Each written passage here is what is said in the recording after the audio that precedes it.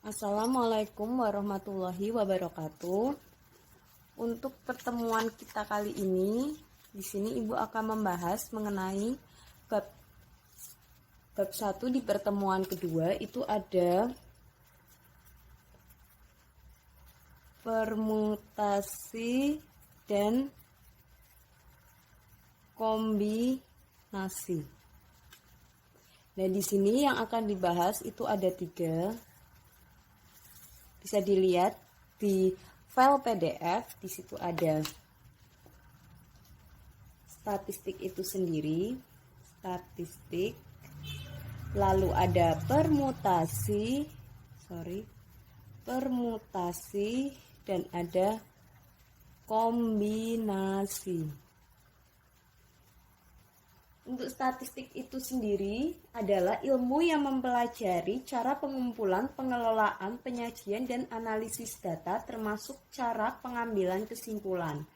Nah, di sini statistik itu ada 2. Ada yang pertama itu statistik deskriptif. Ini kualitatif atau non-parametrik. Lalu yang kedua itu ada statistik inferensi. Itu ada kuantitatif atau parametrik. Jadi yang satu kualitatif, ini kuantitatif. Yang satu non-parametrik, yang inferensi parametrik. Nah, selanjutnya kita akan membahas mengenai statistik deskriptif, yaitu mempunyai tujuan untuk mendeskripsikan atau memberi gambaran objek yang diteliti atau sebagaimana adanya tanpa menarik kesimpulan atau generalisasi. Nah, biasanya di statistik deskriptif ini itu ada tabel maupun diagram, bisa menentukan min, modus, rentang, ataupun simpanan baku. Contohnya untuk diagram balok, perkembangan harga, diagram kue, itu statistik deskriptif. Selanjutnya untuk statistik inferensi itu sendiri mempunyai tujuan untuk penarikan kesimpulan. Sebelum menarik kesimpulan dilakukan suatu dugaan yang diperoleh dari statistik deskriptif. Contohnya itu ada pengujian statistik, pengujian hipotesis atau peramalan dengan regresi atau korelasi. Bisa dilihat di PDF ya. Untuk data statistik ini sendiri,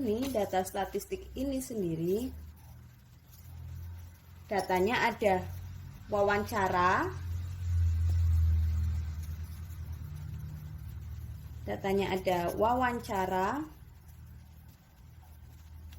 lalu ada angket, ada pengamatan,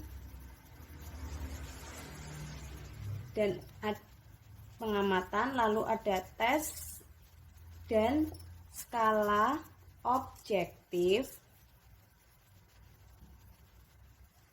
serta metode proyektif.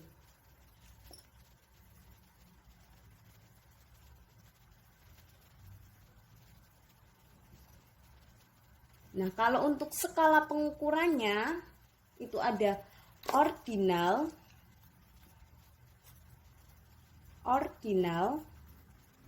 lalu ada interval, ada rasio, ada 3. Manfaatnya untuk statistik ini sendiri di dalam kehidupan sehari-hari adalah sebagai metode ilmiah dalam penelitian di berbagai ilmu pengetahuan, dapat juga sebagai dasar ilmiah untuk menganalisis dan mengambil keputusan terhadap suatu masalah secara kuantitatif ataupun kualitatif. Nah, lanjut kita akan ke permutasi. Di sini permutasi itu penyusunan objek-objek sejumlah N yang tiap-tiap kali diambil sejumlah R dengan memperhatikan tata susunannya.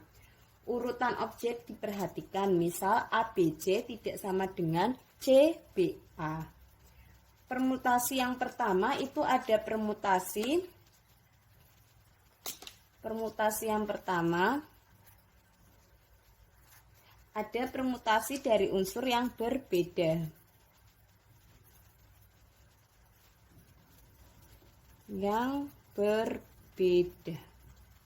Nah, di sini rumusnya P N, K sama dengan N faktorial per N min K faktorial.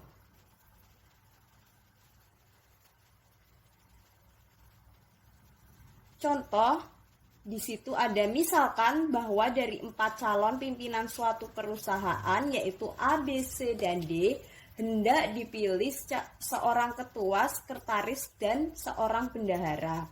Nah, di sini untuk contohnya N-nya tadi ada 4 calon pimpinan.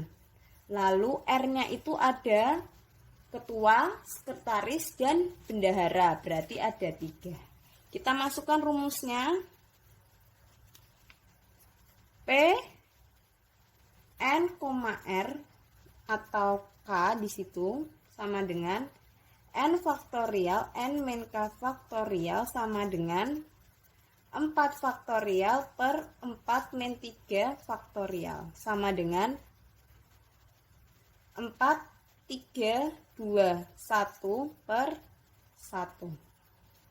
Coret, berarti 4 kali 3, 12, 12 kali 2, 24. Cara. Nah, selanjutnya untuk permutasi yang kedua. Permutasi yang kedua itu ada permutasi yang memuat beberapa unsur yang sama. Memuat beberapa unsur yang sama. Nah, itu bisa dilihat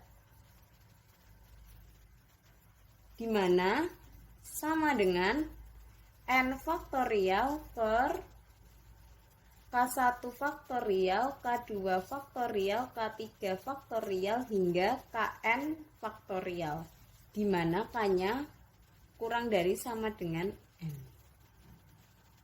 Contoh, berapa banyak susunan yang berbeda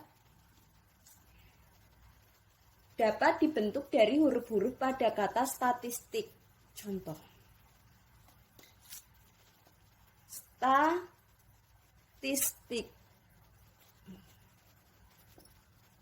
Nah, di situ kita lihat huruf S ada 2, huruf T ada 3, huruf A ada 1, huruf I ada 2, huruf K ada 1.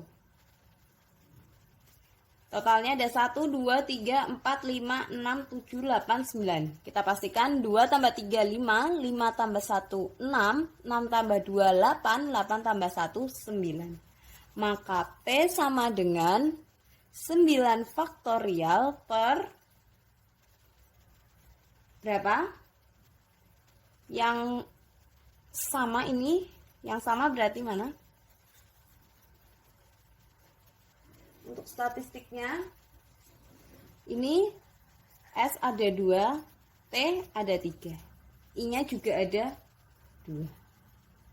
Berarti kita ambil 2 faktorial dan 3 faktorial. Berarti 9, 8, 7, 6, 5, 4, 3. 2 faktorial. Nah, ini 2 faktorial masih utuh, biar kita coret dengan yang atas. Lalu kalau 3 dikali 2 faktorial. Ini kita coret, 3 kali 2, 6, kita coret dengan 6. Lalu untuk 9 kali 8 kali 7 kali 6, 9 kali 8 kali 7 kali 5 kali 4 kali 3, hasilnya 30.240 cara. Oke, sampai sini Nah, selanjutnya di nomor 3 kita ada permutasi siklis. Itu merupakan permutasi lingkar ya. Jadi jika ada n unsur yang berbeda dan disusun dalam bentuk siklis, maka banyak susunan yang terjadi adalah n-1. Kita lihat pada contoh, 5 orang duduk mengelilingi meja bundar. Berapa banyaknya susunan duduk yang berbeda dari 5 orang tersebut? Nah, untuk siklis sendiri itu rumusnya NP siklis sama dengan n-1 faktorial. Contoh, di situ berarti NP siklis sama dengan, tadi ada berapa yang duduk? 5 dikurangi 1 faktorial sama dengan 4 faktorial. Kita jabarkan berarti 4 dikali 3 dikali 2 dikali faktorial. 4 dikali 3, 12. 12 kali 2, 24. Oke, sampai sini. Selanjutnya, kita kembali lagi ke yang kombinasi. Kombinasi di situ bisa dilihat adalah penyusunan K unsur tanpa ada unsur yang diulang dari unsur-unsur tersebut dan tanpa memperhatikan urutan yang diambil dari n unsur yang berbeda dengan K kurang dari sama dengan n. Jadi untuk rumusnya untuk kombinasi dari unsur-unsur yang berbeda itu C sama dengan n faktorial per n min K faktorial K faktorial. Kita pilih contoh.